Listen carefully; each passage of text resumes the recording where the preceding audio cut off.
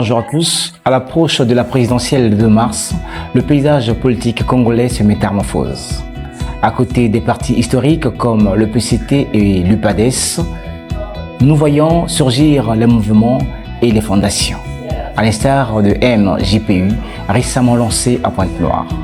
Mais au fond, quelle est la différence entre les partis politiques et les mouvements politiques? C'est avec Grâce au Sema que nous allons échanger sur ce plateau. Mesdames et messieurs, bonjour une fois de plus et bienvenue à notre émission. Bonjour Grâce au Sema. Bonjour Alain Ferry. Bienvenue sur notre plateau. Merci et le plaisir est partagé.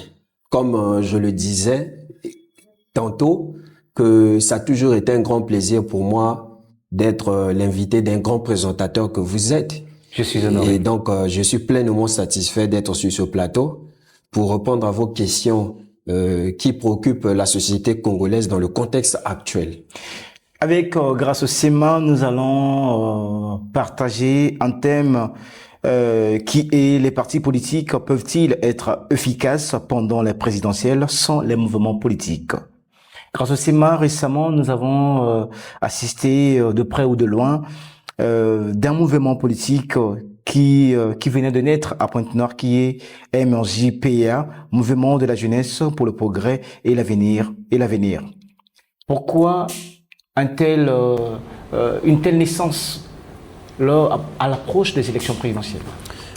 Mais écoutez Alain Ferry, la naissance des mouvements ou des associations n'est que normale, parce que l'article 21 de la nouvelle constitution, je parle de la constitution de 2015, autorise à tous les citoyens congolais de créer des associations ou des partis politiques. Et donc, si aujourd'hui un groupe des jeunes se rassemble, crée leur mouvement dont l'objectif est de soutenir un tel candidat ou un quelconque candidat, je ne vois pas d'obstacle. Et il faut dire que le mouvement a été créé pas seulement peut-être pour les élections. Ils ont certainement des buts ou des objectifs à atteindre. Et donc, pour moi, je pense que c'est normal. La Constitution l'autorise.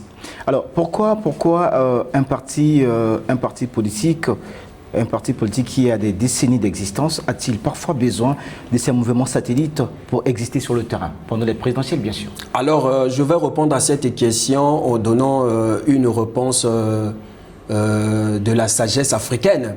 Est-ce que la femme en elle-même, sans la présence d'un homme, peut tomber enceinte? Je ne pense pas. C'est la sémence de l'homme qui fait en sorte que la femme tombe enceinte. Qu'est-ce que nous sommes censés comprendre par là? Voilà, donc je vais expliquer. Ce sont ces mouvements ou ces associations qui donnent de la fiabilité aux partis politiques. Parce qu'aujourd'hui, les jeunes qui adhèrent dans des partis politiques sont des jeunes en amont qui étaient d'abord dans des mouvements ou bien dans les associations. Et donc ces jeunes-là, quand ils créent les associations, après avoir créé les associations, ils réalisent qu'ils ont des objectifs ou des ambitions à atteindre, ils viennent en masse pour adhérer dans des partis politiques. Et donc pour moi, je pense que sans les mouvements ou les associations, les partis politiques ne pourront pas faire la longue marche. Et donc pour moi, je pense que ce n'est que normal que les partis politiques travaillent ensemble avec les associations ou les mouvements. Parce qu'aujourd'hui, lorsqu'on parle des mouvements, il ne s'agit pas seulement du MJPA. Nous avons beaucoup de mouvements dans ce pays. Il y a le mouvement Le Patriarche, il y a le mouvement le MJP de Donald Mobobola, le Patriarche de Dean Elvis Okombi Tchalson. Il y a beaucoup de mouvements dans ce pays. Aussi, mais ça, ce sont les mouvements de la majorité présidentielle. Des mouvements. Est-ce que l'opposition, des partis d'opposition n'ont pas des mouvements? Ils ont des mouvements, parce que ces partis de l'opposition, pendant ces élections présidentielles de mars 2026, ils vont travailler avec leurs mouvements. Comme comparable, j'allais dire, au parti de la majorité. Donc, que ce soit au niveau de la majorité, que ce soit au niveau de l'opposition, ces partis ont des mouvements qu'ils travaillent ensemble, qui leur accompagnent pour, dans l'objectif de battre les campagnes. Alors, quelle différence y a-t-il entre un parti politique et un mouvement politique? Alors, il faut déjà dire que la constitution de notre pays définit les partis politiques étant comme des associations. Vous voyez? Et donc, un parti politique est une forme d'association dont l'objectif principal est la conquête du pouvoir. Lorsqu'on parle de la conquête du pouvoir, il ne s'agit pas seulement de la magistrature suprême. Vous voyez, lorsqu'on parle de la conquête du pouvoir, il y a ce qu'on appelle par l'Assemblée nationale, il y a ce qu'on appelle par le conseil municipal. Vous voyez, donc un parti politique est créé dont l'objectif est d'avoir un président de la République, d'avoir, je dirais, dans l'objectif d'avoir un président de la République, d'avoir des députés au sein de l'Assemblée nationale, dans l'objectif d'avoir des conseillers municipaux. Vous voyez, ça c'est la définition ou les objectifs, les missions données d'un parti politique. Alors que, tandis que les associations sont des mouvements qui sont créés dans des objectifs, par exemple, socio-culturels, socio-éducatifs, dans les objectifs sociaux, par exemple, comme des fondations. Aujourd'hui, je peux décider de créer, par exemple, même une fondation. Il y a même des fondations qui accompagnent les partis. Et effectivement, donc je peux créer même une fondation. La fondation n'est pas un parti politique. La fondation est créée dans l'objectif social, c'est-à-dire d'aider la population, d'aider des personnes vulnérables, les orphelins et autres. Et donc, la différence se situe à ce niveau. Donc, les associations sont des mouvements qui sont créés dans l'objectif éducatif. Donc, quand je parle des objectifs éducatifs, il s'agit là de la sensibilisation, de la conscientisation. Voilà un peu ce contexte-là qu'il faut utiliser pour définir les associations. Mais sinon, de façon générale, l'article 21, déjà quand on commence même au début de l'article 20, définit les partis politiques étant comme des associations. Et il faut dire que les gens adhèrent aux partis politiques. Pourquoi? Parce que la constitution de notre pays n'autorise pas aux associations de se présenter aux élections présidentielles ou législatives, que ce soit même local. Donc aujourd'hui, si je crée un parti politique, par exemple, non, une association, j'allais dire, si je crée une association, je mets même le nom de Grâce au SEMA. Cette association-là ne peut pas avoir des candidats aux élections présidentielles ou législatives, que ce soit même local. Si je veux être candidat, par exemple, à l'élection présidentielle, législative ou locale, je vais aller adhérer à un parti politique où je me présente étant comme un candidat indépendant. Voilà donc ce que je peux dire en ce qui concerne la différence entre un parti politique et une association. Alors, mais pourquoi attendre pour beaucoup de mouvements tels que le MJPA, je ne sais pas si j'ai bien le point, pourquoi attendre la veille des élections présidentielles pour faire son apparition? Bon, mais ça rentre dans le cadre... Je t'ai posé cette question, je reviens sur cette question pour essayer d'éclaircir un peu tout ce que tu viens de dire. La création des associations dans les temps que nous sommes, nous sommes en période des élections présidentielles, certainement ça rentre dans le cadre des stratégies que ces jeunes ont vis-à-vis de leur mouvement, parce que nous sommes en période des élections présidentielles, à quelques jours seulement. Alors, une fois qu'ils créent ces associations-là, en ces périodes-là, ça va leur permettre certainement de faire le bruit, de se faire connaître ou bien de soutenir leurs candidats. Parce que ces jeunes-là qui ont créé des associations, qui créent des associations en période des élections présidentielles, ont certainement des candidats à soutenir, il faut le dire. Est-ce que la question c'est de savoir, est-ce qu'ils ont créé cette association seulement en vain comme ça? Non, je ne pense pas. Donc ils ont créé dans l'objectif de soutenir leurs candidats, dont on ne va pas faire la propagande ici parce que nous sommes en période des élections présidentielles. Donc ils ont créé pour soutenir leurs candidats. Pour soutenir leurs candidats. Grâce au SEMA, la jeunesse, on peut dire aujourd'hui que la jeunesse congolaise s'intéresse. Hier, la jeunesse congolaise était un peu à l'écart de la politique. Est-ce que de nos jours, la jeunesse congolaise s'approche de plus en plus de la politique? Est-ce qu'on peut le dire ainsi? Dire que hier, la jeunesse congolaise était très loin de la politique est une aberration grave, M. Alain Ferril. Non, mais... Renouvelons un peu le cerveau. Non, grâce. Si je ne parle pas des pionniers, c'était des jeunes. Ben, à la fin des années 90, c'était beaucoup plus des vieux qui s'intéressaient à la politique, pas la jeunesse. Il faut peut-être dire qu'à l'époque... En amont des années 80 et 60, oui, c'était des jeunes. Mais à la fin des années 90, c'était plus des vieux, pas des jeunes. Mais de nos jours, à partir de 2010, des jeunes s'intéressent de plus en plus à la politique. Est-ce que c'est vraiment le cas? Mais les jeunes ont compris qu'il faut prendre les choses en main. Voilà pourquoi ils s'intéressent maintenant à la politique. Les jeunes ont déjà compris. Moi, je pense que, en ce qui concerne l'avenir de notre pays, je pense qu'il est temps de se lever et de prendre les choses en main. Et donc hier, la jeunesse n'était pas certainement conscientisée. Mais aujourd'hui, la jeunesse est conscientisée. Je disais dans une émission passée ici qu'aucune jeunesse ne peut connaître l'épanouissement sans être conscientisée. Et donc aujourd'hui, la jeunesse est déjà conscientisée. Et la jeunesse a compris que là, il s'agit d'un pays. Quand il s'agit du pays, on ne fait pas la blague, M. Alain Ferril. Il s'agit là du pays. Et donc, la jeunesse a une grande responsabilité, je dirais même à 80%, de se lever et de prendre les choses en main. C'est la raison pour laquelle vous avez constaté en 2022, lors des élections législatives et locales, on a vu des jeunes de 25 ans députés, des jeunes de 19 ans conseillers municipaux. Donc cela montre clairement qu'il y a déjà un nouveau vent qui est déjà là. Tout à fait, c'est suite à toute cette analyse que je te pose cette question. Voilà. Excuse-moi, que je vous pose cette question, M. Grasse. Oui. Et donc, ce n'est que normal. Je pense que la réponse est claire. La jeunesse est déjà conscientisée et la jeunesse a déjà compris que là, il s'agit d'un pays. On ne blague pas. Et donc, la jeunesse est debout par rapport à la jeunesse d'hier dont vous avez parlé des années l'an 2000 jusqu'aux années 2010. La jeunesse n'était pas encore conscientisée. Maintenant que la jeunesse est conscientisée, moi, je pense que d'ici 2030, nous verrons des jeunes, je dis bien des jeunes, à la tête des responsabilités dans ce pays. Est-ce que ces jeunes doivent rester encore pendant longtemps près des vieux pour apprendre? Je dirais oui. Je dirais oui. Oui, pourquoi? Parce que les vieux ont une expérience. Vous voyez, la jeunesse vient à peine nouvellement de commencer. Et ces vieux-là, on ne va pas dire que vous avez déjà travaillé, allez-y. Non, il ne faut pas ignorer les vieux. Parce que si aujourd'hui on parle de l'histoire de ce pays, c'est parce qu'il y a eu des vieux qui hier étaient des jeunes qui ont écrit le nom sur le sable de l'histoire.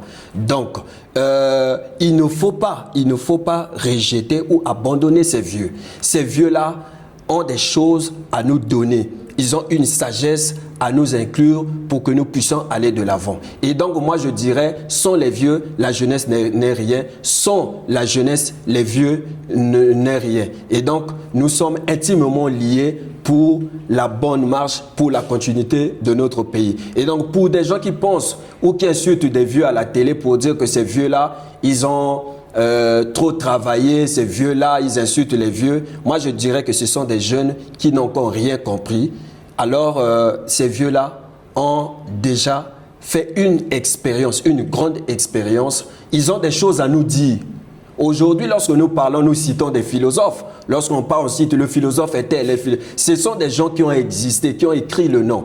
Et donc, nous aussi, on va s'inspirer de ces vieux. Même si ça ne sera pas tous les vieux dont on va tirer des leçons, mais il y a des vieux exemplaires, des vieux qui ont écrit le nom sur le sable de l'histoire. Donc, nous sommes censés aller ouvrir des livres, lire pour comprendre leurs histoires. Et donc, voilà un peu ce que je peux dire. D'accord, nous parlons de la jeunesse congolaise qui devient de plus en plus consciente. C'est à notre grande satisfaction. Alors, vous, en tant que jeune, un jeune engagé, quel message avez-vous à l'égard de la jeunesse congolaise qui vous suit? Vous savez, nous allons lentement, sûrement vers les élections présidentielles. Pendant cette période, des jeunes faibles, des jeunes qui n'ont pas une bonne mentalité, se laissent parfois emporter par la vague du banditisme. Et des vieux, on parle des vieux, tu as dit tout à l'heure qu'on ne peut pas tirer des leçons de tous les vieux, mais des vieux qui ne se soucient pas du lendemain du pays, parfois instrumentalisent ces jeunes pour aller faire du vandalisme. Quel message avez-vous à l'égard de cette jeunesse? Chers jeunes, malgré les progrès notoires, les tranches douloureuses de notre pays ont été longuement annoncées. Dans les temps que nous sommes en période des élections présidentielles. Je vous en appelle à la plus grande vigilance. Parce que quand il s'agit de la violence, souvent ce sont des jeunes qui sont manipulés. Si les jeunes d'hier ont été manipulés, les jeunes d'aujourd'hui n'acceptent pas d'être manipulés. S'il y a des candidats de mauvais augure, des candidats qui veulent manipuler la jeunesse, alors je pense qu'il est temps pour nous de se lever pour dire non à la violence. Et nous allons attendre ce jour-là, le jour de la proclamation. Le candidat qui sera proclamé comme vainqueur, c'est le candidat que la jeunesse va se lever pour l'applaudir, pour l'accompagner. Et donc, je demande à la jeunesse congolaise d'être vigilante, de se lever pleinement pour éviter le désordre. Parce que à chaque fois qu'il y a le désordre, c'est notre avenir qui est mis en mal et en péril. Voilà ce que je peux dire. On parle déjà des candidats. Quels sont déjà des candidats qui ont déposé leur candidature? Alors, actuellement, il y a 5 candidats qui ont déposé leur candidature. Lesquels? Il s'agit du candidat Denis Sassou Nguesso, qui est du PCT. Il s'agit du candidat Dave Mafoula, du souverainiste. Il s'agit du candidat Romain Manangou, c'est un candidat indépendant. Il s'agit du candidat Ongyo Sengambe, c'est aussi un candidat indépendant. Qui n'est pas là pour la première fois. Qui n'est pas là depuis. C'est un habitué. Voilà, c'est un habitué. Il a toujours été un candidat malheureux aux élections. Il y a aussi... Qui sait, peut-être cette fois-ci, il pourra se démarquer. Peut-être par la grâce de Dieu, il sera victorieux, qui d'ailleurs nous souhaitons les bonnes chances. Il y a aussi le candidat Joseph Kinumbi Kinyambungu, Kinumbi Kiambungu, voilà. De la chaîne, hein, le nom du parti politique La Chaîne. Donc actuellement, il y a 5 candidats sur la liste. Et donc, le 15 mars, les Congolais vont aller dans les bureaux de vote pour élire leur candidat. Alors, grâce au SEMA, nous allons lentement et sûrement vers la fin de notre entretien. Alors, on revient encore sur les mouvements politiques. Que deviennent ces mouvements politiques après que les élections, au lendemain des élections? Je pense qu'après les élections, ces mouvements vont toujours exister. Est-ce que la vie va s'arrêter aux élections présidentielles? Je ne pense pas. Et après les élections, ces mouvements vont toujours exister. Tout à l'heure, je disais que ces mouvements sont créés avec des objectifs et des buts. Et quelqu'un ne peut pas se lever d'un matin, il crée par exemple une association ou un mouvement seulement dans l'objectif de soutenir le président, et après les élections, il dit, j'allais dire le candidat, après les élections, il dit, écoutez, j'avais créé cette association ou ce mouvement seulement dans l'objectif de soutenir mon candidat, donc on va effacer ce mouvement. Je ne pense pas, puisque lorsqu'il est créé, ils ont ce qu'on appelle par le récépissé. Et donc, ils ont des objectifs. Ce sont des mouvements qui vont continuer à exister parce que après 2026, après 5 ans à venir, il y aura encore les élections. Peut-être après, en 2027, ce sera les élections législatives. Et donc, ces mouvements vont exister toujours. Mesdames et messieurs, vous l'aurez compris que nous sommes à la fin de notre... nous sommes pratiquement à la fin, j'allais dire, de notre entretien. Grâce au SEMA, quel est votre dernier mot? Pour aujourd'hui, bien sûr. Alors, le dernier mot, c'est un mot d'espoir. C'est un mot d'encouragement. C'est un mot qui va annoncer un Congo de demain, un Congo meilleur. Et donc, je vais m'adresser à la jeunesse congolaise ainsi qu'au peuple congolais, parce que lorsqu'on parle du peuple, il ne s'agit pas seulement de la jeunesse, il s'agit de l'ensemble. La vie ne va pas s'arrêter aux élections. Hein. Le 15 mars, chacun de nous va aller dans un bureau de vote pour aller voter. Et donc, c'est un message de paix que je vais lancer, que le tout se passe dans la paix. La vie est une rotation.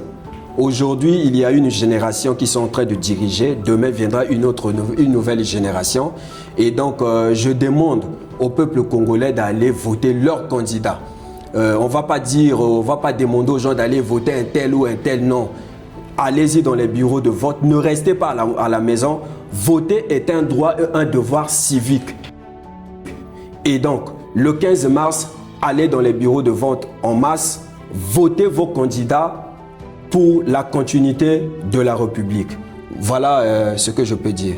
Voilà, le 15 mars, allez-y dans les bureaux de vote. Je vais renchérir ce qui est grâce au m'a dit. Certainement, chacun de vous a son candidat en tête et allez-y voter.